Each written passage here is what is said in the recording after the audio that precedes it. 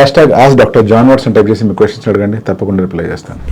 Masthan62 sir, ఒక 2 best anti dandruff షాంపూలు suggest చేయండి. డాండ్రఫ్ అనేది ఒక చాలా కామన్ ప్రాబ్లం మాత్రమే కాకుండా ఇది రికరింగ్ ప్రాబ్లం. మనం గమనించినట్లయితే మనకు అందరికీ రెగ్యులర్ గా డాండ్రఫ్ వస్తూనే ఉంటుంది, తగ్గిపోతుంది, మళ్ళీ వస్తూ ఉంటుంది. సో అసలు ఇది ఎందుకు స్టార్ట్ అవుతుంది అంటే ఇది చాలా సింపుల్. కొన్ని రకాల ఫంగల్ స్పోర్స్ వల్ల ఇది స్ప్రెడ్ అవుతుంది. ఈ స్పోర్స్ ప్రత్యేకించి కొంతమంది తలలో ఈజీగా జర్మినేట్ అవుతాయి. అవి కూడా ఫేవరబుల్ కండిషన్ అంటే వార్మ్ అండ్ మాయిస్ట్ ఎన్విరాన్మెంట్. అంటే మీరే కనుక క్యాప్ వేసుకున్నారనుకోండి, ఆ ఏరియా వార్మ్ గా ఉంటుంది.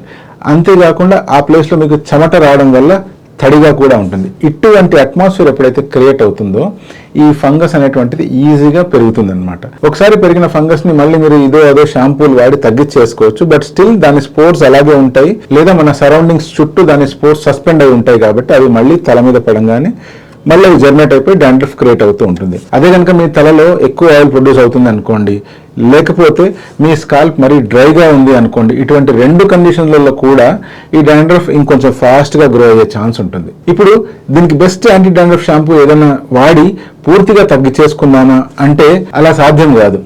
ఎందుకంటే జస్ట్ షాంపూతో ఇది పూర్తిగా పోనే పోదు. షాంపూ చేసిన ప్రతిసారి ఏం జరుగుతుందంటే ఆ పైన ఉండే ఫ్లేక్స్ కాస్త రాలిపోతాయి, కానీ దాని రూట్స్ ఏవైతే సూపర్ఫిషియల్ లేయర్ ఆఫ్ స్కిన్ లో మిగిలిపోయి ఉంటాయో అవి మళ్ళీ జర్మినేట్ అవుతూ ఉంటాయి.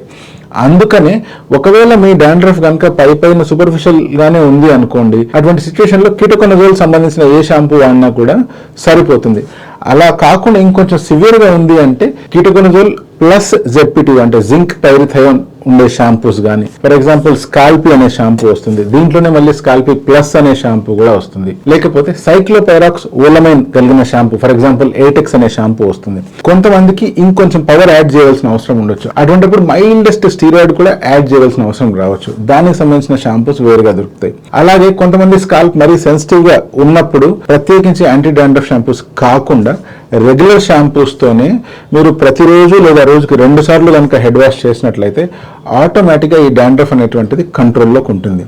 నిజంగా ఇంత చేసినా కూడా మీకే కనుక డాండ్రఫ్ తగ్గట్లేదు అంటే మీరు చేయాల్సిన పని ఏంటి, ఇమీడియట్గా మీ డెర్మటాలజిస్ట్ని కలిసి మీకు డాండ్రఫ్లో ఎటువంటి ఫంగస్ ఫామ్ అవుతుందో దాన్ని నిర్ధారణ చేసుకోవడానికి కొన్ని రకాల టెస్టులు చేయవలసి ఉంటుంది. ఆ టెస్ట్ చేసి ఎప్పుడైతే కనుక్కుంటామో దాన్ని బట్టి ఎప్పుడైతే మళ్ళీ యాంటీ ఫంగల్ ట్రీట్మెంట్ తీసుకుంటామో, అది గ్రిజోఫిలిన్ కావచ్చు, ఓరల్ కీటకొనజోల్ టాబ్లెట్స్ కావచ్చు, లేదా ఇంకేదైనా యాంటీ ఫంగల్ టాబ్లెట్స్ కావచ్చు. ఇలా తీసుకున్నప్పుడు ఈ ఫంగస్ రూట్స్ నుంచి వెళ్ళిపోయే అవకాశం ఉంది. ఇటువంటప్పుడు మనకు చాలా రోజుల వరకు ఉపశమనం దొరుకుతుంది.